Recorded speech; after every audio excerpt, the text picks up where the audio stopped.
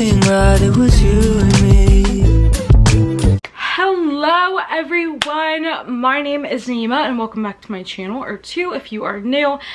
And today we are talking about rom-coms.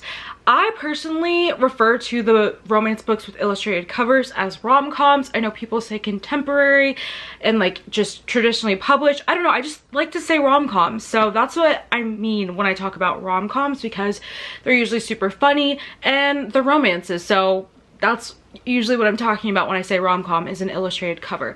So I don't read many of these at all. I've probably read a total of like 10 in my lifetime, and I just really love them. Every time I pick one up, I'm like, why don't I read more rom-coms? Like, I am really into like the dark stuff, the indie stuff, but I'm like, I really enjoy my time with these illustrated covers. So I have a whole shelf down there that's just filled with illustrated covers, rom-coms, and I want to get through those books because I have a lot that I have not read yet. My favorite rom-coms, or my favorite like illustrated covers or traditionally published books.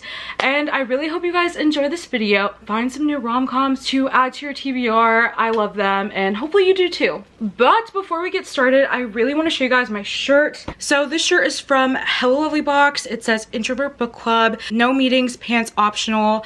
And I love this shirt so much. The colors on here, just stunning. I love the pastels.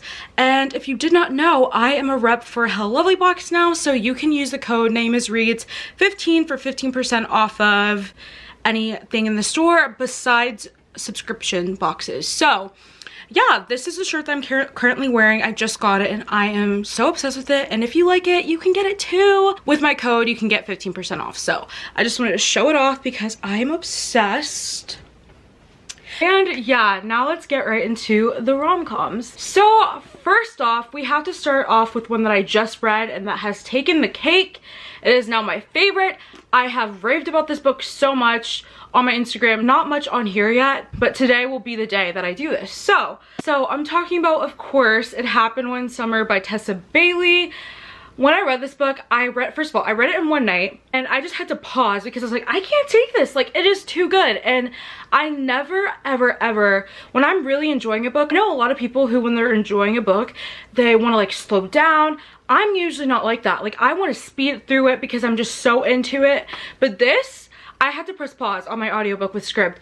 I had to press pause because I was like, I do not want this to end. And I was like trying to savor it, but I ended up finishing it in one day because it was just so amazing. I am so obsessed with It Happened One Summer, and you guys need to read this book if you have not already. First of all, this is a Schitt's Creek inspired romance. I am not the biggest Schitt's Creek fan. Before this book came out, I actually started watching it. I maybe watched like 3 or 4 episodes and I'm like, personally, I don't get the humor that much. Personally, like, it's just not my cup of tea. I've never been like someone who loves sitcoms, just because I like usually because I like a straight line with TV shows like The Vampire Diaries, or like there's a plot and it goes like in a straight line, linear. And with sitcoms, it's just kind of all over the place, and I can't really get down with that. So anyways, why am I talking about that? It Happened One Summer is a Schitt's Creek retelling, everything and more. First of all, it's Grumpy Sunshine, polar opposites. In the beginning, it's a little bit rocky of a relationship. I wouldn't say it's directly enemies to lovers or exactly hate to love. It's just like dislike to love, I'd say. So basically we have Piper, and Piper is a influencer in LA. She is verified on Instagram. She is just like the talk of the town, you know, like an influencer it girl. Her stepdad is a movie director and she's very wealthy. And so her whole entire life, by boys that she's dated and by her stepfather and by her mother, she's just been told that she has no drive in life. She just wants what every other LA influencer girl wants. She has nothing of her own. She doesn't use her mind. She's just like a ditzy girl. So in the beginning of the book, we have Piper, and Piper's boyfriend just broke up with her. He's like, I'm done with you. It's so boring with you. Like, you have no personality. You're just like a carbon copy of everybody here in LA. To get her mind off of that, her and her best friend decide to throw a huge party to just get her name out there and have her be the talk of the town. And so things that night take a turn for the worse. They break into a hotel throw a huge party, and obviously that's not good that they broke into the hotel. So the next day, Piper's stepdad finds out, and he's pissed because he was actually in business with the hotel owner, and the hotel owner is currently mad at the dad. And so the dad's like, you need to go out of town for some time. You need to learn some responsibility, get a job, have goals and a drive and whatnot. Piper gets sent to this town called Westport because her dad and her mom actually used to live in Westport. That's where they met.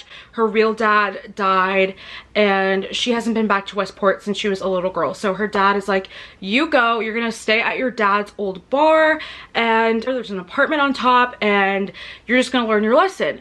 And so Hannah, Piper's younger sister, is like, I'm coming with you. And so they go together to Westport, this Fisher town, Schitt's Creek town, and it's just people, like a small town, small community vibes. I just loved it so much. I love Westport. And so anyways, right as she steps foot into Westport, she meets Brendan. Brendan is a grumpy person. He owns one of the like biggest fishing boats there. He likes routine, he likes structure, he's set in his ways. And so they've started off not on the right foot. It's not exactly enemies to lovers or hate to love, but Brendan looks at Piper and thinks what every other guy thinks, no personality, ditzy, this and that. And then Piper's like, I don't like Brendan, he judges me. And so through that, Brendan realizes that he's wrong about her, and they decide to be friends, and then it progresses into more.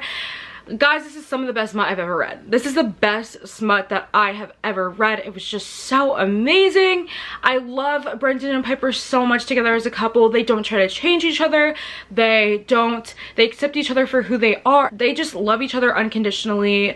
Doesn't matter what he does. Doesn't matter where she's from. Like, this was such a beautiful story, and I'm so excited for Piper's sister's Hannah story.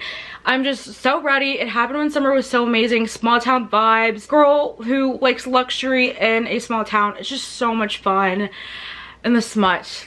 I just can't get over the smut. Really, some scenes live in my head. So good. Please read this if you haven't already. It is one of my favorite romances, especially rom-coms, and it's hilarious. This had me laughing out loud because it was just so funny. The next book I'm going to talk to you guys about today is The Worst Best Man by Mia Sosa. I have not read this one in a long time, but when I did, I just loved it so much. I have some tabs in here. I didn't tab a lot, but when I started this, I got so excited because it actually takes place in like my area, like the DC, Maryland, Virginia, like 30-minute to an hour like radius of each other, you know? And so I live in that area, so I was just so excited to read this, and it did not disappoint. Like, I really enjoyed this book. This book follows Carolina, and Carolina is a wedding planner. She's been obsessed with weddings for the longest time, and so when it was time for her wedding, she was so excited, obviously, because she loves weddings. This is what she does, and she was excited to get married to the love of her life. That was until her fiance left her at the altar, and the news was broken to her by the best man, and that is the groom's brother. And so the groom's brother comes up to her and is like, I'm sorry he left. And from that point on, she does not like the best man because she thinks that he is the one who talked his brother out of marrying her. And so she's just not in a good place with this. Like, she does not like him. She hates the groom who left her at the altar. I believe like a few years go by, and they end up having to work together. That is the best man and Carolina, who was left at the altar. And mind you, she hates him. So he's like in marketing. He's trying to help a hotel with like their marketing and stuff. And so they bring in Carolina because she's into weddings and she plans weddings. And so they're trying to create like the perfect hotel to get married at or something like that. And so basically they have to work together, and Carolina cannot stand him because she thinks that he's the reason why the wedding was called off. And so this book is really funny but also kind of emotional. I thought it was so fun. I thought it was so fun having to work together and nail their presentation together. They also don't like each other. So like, it's hate to love, it's enemies to lovers, but they still have to, it's hate to love, but they still have to work together. And there is obvious like harsh feelings left over from everything that went down at the wedding. I thought this book was fantastic. I thought the chemistry was amazing. I love you, but I shouldn't is one of the tropes. It's just so good. I loved this book. And can we talk about how cute this cover is? Carolina pushing off the best man.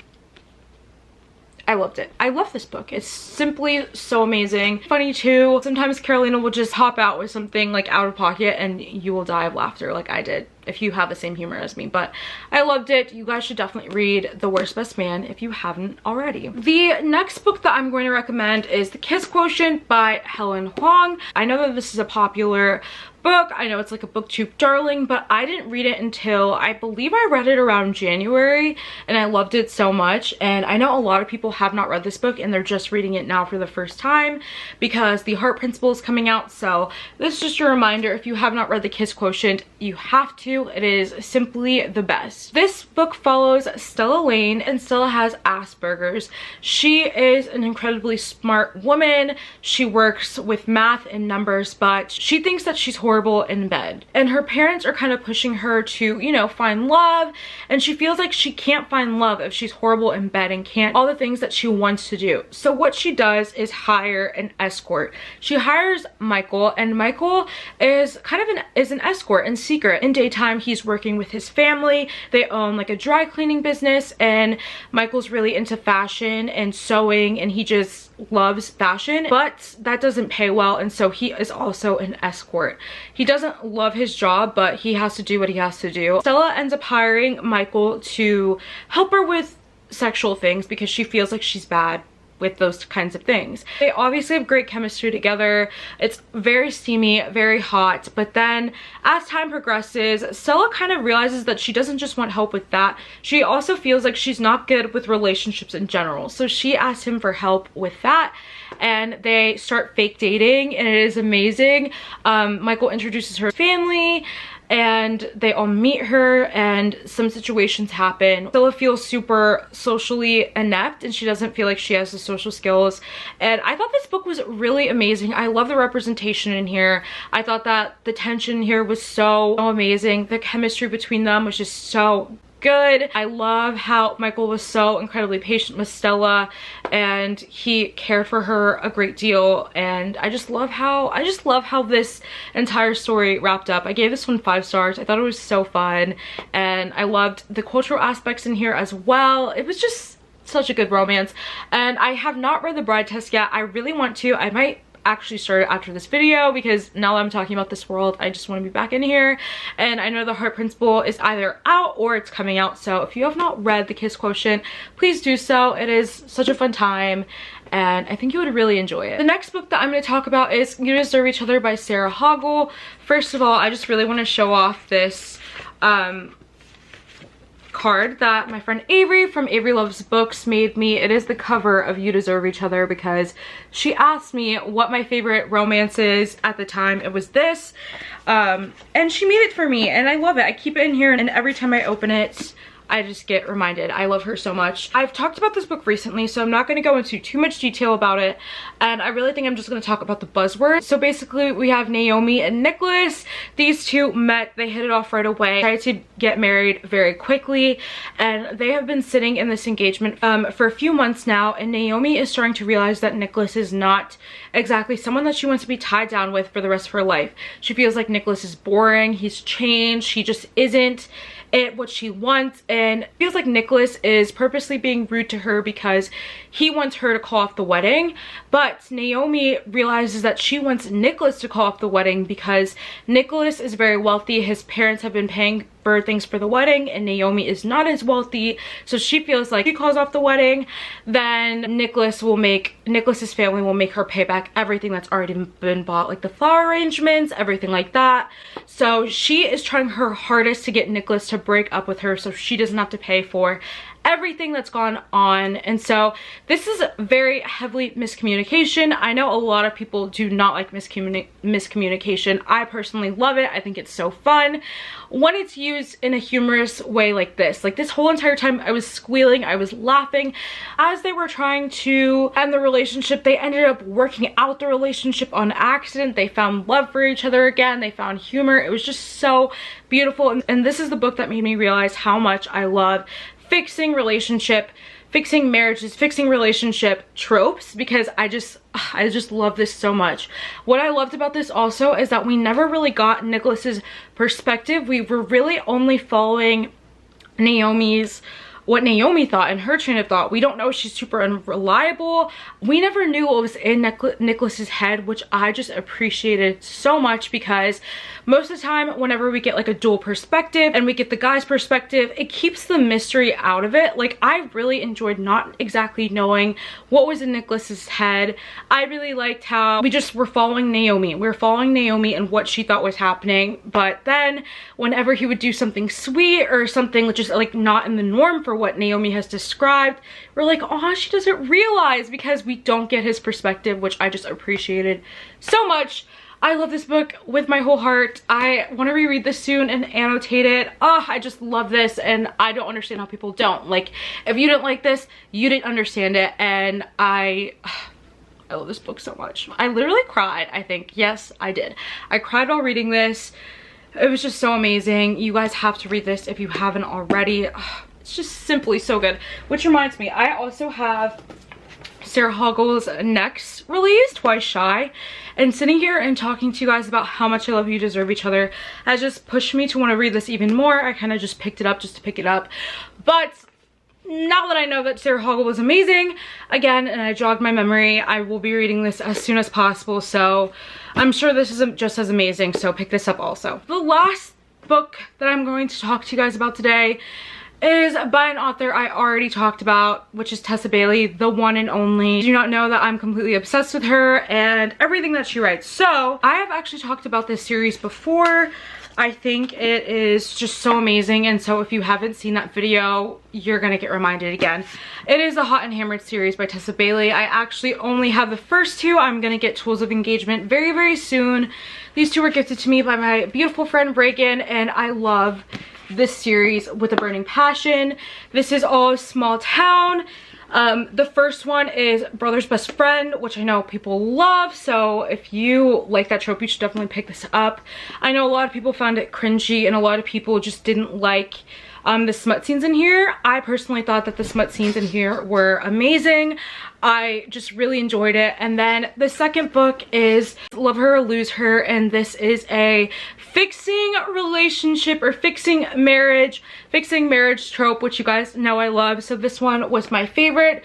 It was everything about this. They had to learn about love languages again. They had to find out why their relationship wasn't working. They had to go to therapy. They had to work on it. The smut in here was just amazing. I just loved Dominic's love for Rosie. It was just so pure, and he didn't even realize that their relationship and their marriage was that bad, but she was not happy, and he had to work his butt off to prove to her and show her that he cares. And they just had to reevaluate and grow together and just find out what works for them and what doesn't anymore. It was just, guys, this book was so good. So yeah, I love this series. Tools of Engagement isn't my favorite, but I'll tell you guys very quickly what that one was about. That one follows the sister of Georgie, who's the heroine in the first book, and then so it's the sister. She kind of has like this type A personality, and it's still set in that small town. It's a hate to love romance with the heroine being a little bit older than the hero, and it's just so amazing. I love the anxiety rep in that. Also her just trying to work out her life plan. It's like rivals to lovers, and then they end up working together, and it's just a really fun time. So those are the last of the rom-com books I'm going to talk to you guys about today. I know a lot of my followers and subscribers don't read many rom-coms, but I just find them so fun, and it's a really good palate cleanse, especially if you're consistently reading dark romance. If you don't read rom-coms, I really recommend them. They are so much fun. Sometimes I like these more than the regular dark romances with, you know, just so much darkness. I just love these, the funniness, it's just so amazing. It's so fun. I think they are so cute, and yeah, I really hope you guys give these a try if you have not already. Yeah, thank you guys so much for watching. If you enjoyed, don't forget to leave a big like and a comment down below, and then also subscribe so you never miss another upload from me. And don't forget to check out Hello Lovely box. I love this shirt so much, and you guys can get one just like it if you like it as well. And yeah, for now, that is all. I love you guys, and I will talk to you very soon with a new video. Bye! If I got one thing right, it was you and me.